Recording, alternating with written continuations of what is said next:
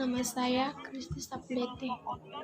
Saya mahasiswa Universitas Kristen Indonesia Maluku, Fakultas Kesehatan, Program Studi Ilmu Keperawatan tahun 2021. Di sini saya akan menjelaskan anatomi fisiologi manusia pada sistem endokrin. Apa itu endokrin?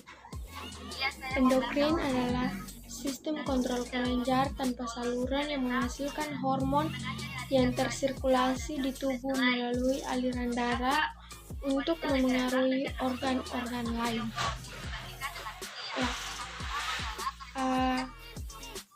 Sistem endokrin terdiri dari sel dan organ. Secara kolektif disebut kelenjar endokrin.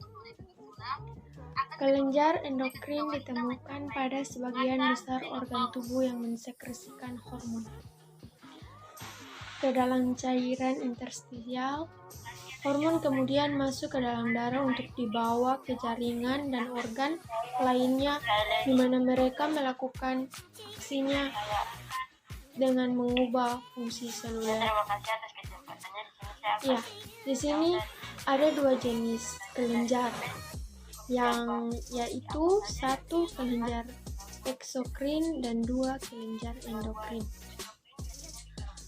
Ada dua jenis organ endokrin, yaitu satu endokrin primer dan endokrin sekunder. Endokrin primer fungsinya untuk sekresi hormon. Endokrin sekunder fungsinya di mana sekresi hormon terjadi secara sekunder ke beberapa fungsi lainnya. Beberapa endokrin primer terletak dalam otak, meliputi hipotalamus, kelenjar hipofisis, dan kelenjar pineal. Namun, sebagian besar organ endokrin primer terletak di luar sistem saraf, meliputi kelenjar tiroid, paratiroid, timus, kelenjar adrenal, pankreas, dan kelenjar endokrin pada wanita hamil. Kelenjar endokrin sekunder meliputi organ jantung, hati, lambung, ginjal, dan kulit. Hipotalamus bersama dengan fungsi neuralnya melepaskan hormon, sehingga dianggap sebagai organ neuroendokrin. Beberapa organ lainnya juga mengandung sel endokrin yang terpancar atau kelompok kecil dan sel endokrin. Misalnya, sel adiposa melepaskan leptin, tipus melepaskan timus melepaskan hormon timik. Hormon akan memberikan respon atau efek hanya pada sel targetnya, yaitu sel yang memiliki reseptor spesifik untuk hormon tersebut. Sel yang bukan merupakan sel target untuk hormon tersebut tidak memiliki reseptor spesifik ini dan tidak dipengaruhi oleh hormon. Ilmu yang mempelajari tentang hormon dan organ endokrin disebut endokrinologi. Saya akan menjawab dari Berikut soalnya sebutkan hormon-hormon yang dihasilkan eukosanoid. Apa itu eukosanoid? Eukosanoid adalah kelompok pain dari molekul yang diekspresikan oleh sel yang menyebabkan aksi spesifik pada sel lainnya. Molekul lipid bereaksi sebagai sinyal parakrin karena mereka dilepaskan ke dalam cairan interstisial dan biasanya mempengaruhi hanya pada sel di dekatnya. Contohnya leukotrin dan prostaglandin. Prostaglandin menghasilkan berbagai efek, mulai dari menyebabkan inflamasi dan pembekuan darah untuk meningkatkan kontraksi uterus dalam proses melahirkan dan meningkatkan kontraksi uterus dalam proses melahirkan dan meningkatkan tekanan darah. Leukotrin membantu mengatur respon imun, dan menyebabkan inflamasi dari beberapa reaksi alergi. Ya, kita masuk pada poin berikutnya, yaitu mekanisme kerja hormon. Semua hormon pasti memberikan efeknya melalui peningkatan pada reseptor sel target untuk hormon. Semakin banyak reseptor yang berikatan dengan hormonnya, semakin besar juga efek yang ditimbulkan pada sel target. Semua hormon mempengaruhi sel target dengan mengubah aktivitas metabolik mereka. Misalnya, mereka dapat mengubah laju proses seluler akhir. Dari semua ini adalah untuk mempertahankan homeostatis. Hormon umumnya menghasilkan satu atau lebih perubahan berikut. 1. Merubah permeabilitas membran, plasma atau potensial membran, atau keduanya molekul pembukaan atau penutupan kanal ion. 2. Menstimulasi sintesis enzim atau protein lainnya dalam sel. 3. Mengaktifkan atau menonaktifkan enzim. 4. Mengindukasi aktivitas sekresi. 5. Menstimulasi mitosis.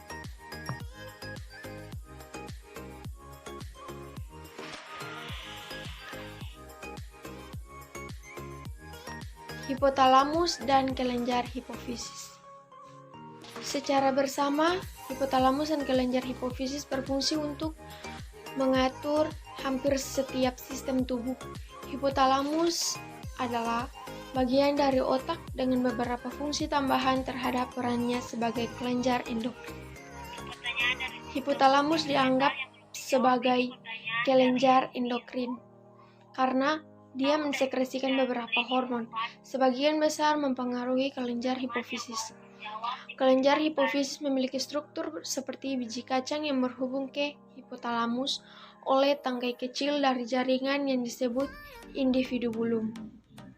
Kelenjar hipofisis terbagi ke dalam dua bagian yang berbeda secara struktur dan fungsi, yaitu lobus anterior atau adenohipofisis yang berasal dari jaringan epitel kelenjar dan lobus posterior atau neurohipofisis yang berasal dari jaringan saraf, di mana setiap lobus mensekresikan hormon.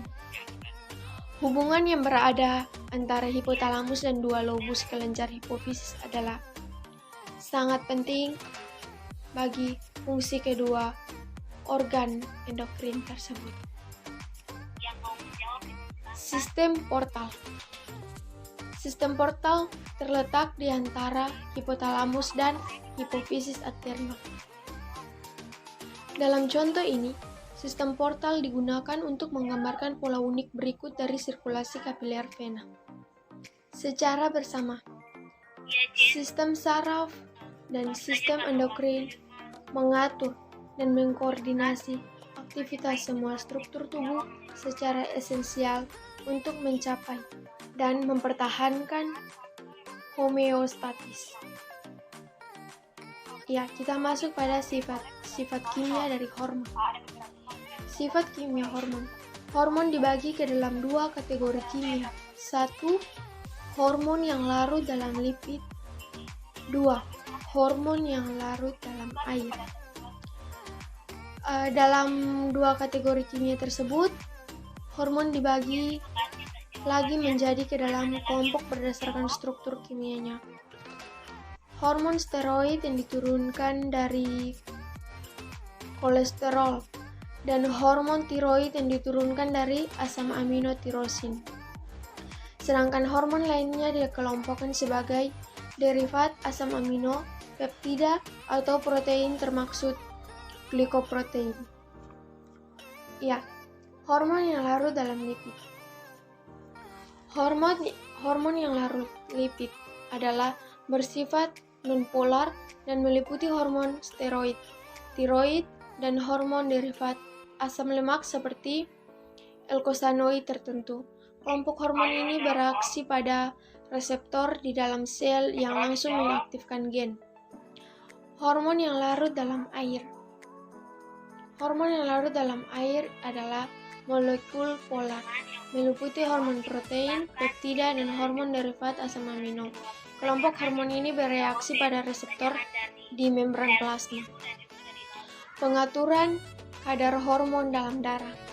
Sekresi hormon ke dalam pembuluh darah perlu dikontrol. Jika tidak mengalami kekurangan atau kelebihan produksi yang dapat menyebabkan penyakit, merangsang sekresi hormon adalah penting, tetapi dengan begitu juga menghambat pelepasan hormon. Proses ini melibatkan 3 jenis rangsangan yang sama, yaitu humoral, saraf, dan hormonal.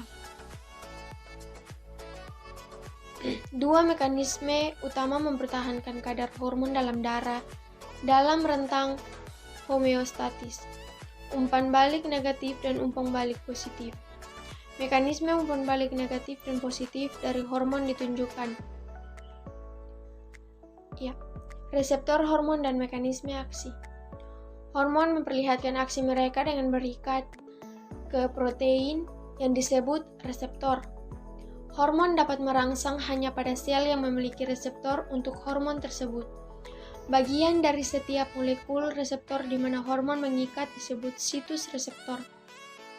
Dan bentuk dan karakteristik kimia masing-masing situs reseptor memungkinkan hanya jenis tertentu hormon untuk mengikat. Untuk itu, kecenderungan untuk setiap jenis hormon untuk mengikat satu jenis reseptor dan tidak kepada yang lainnya disebut spesifitas.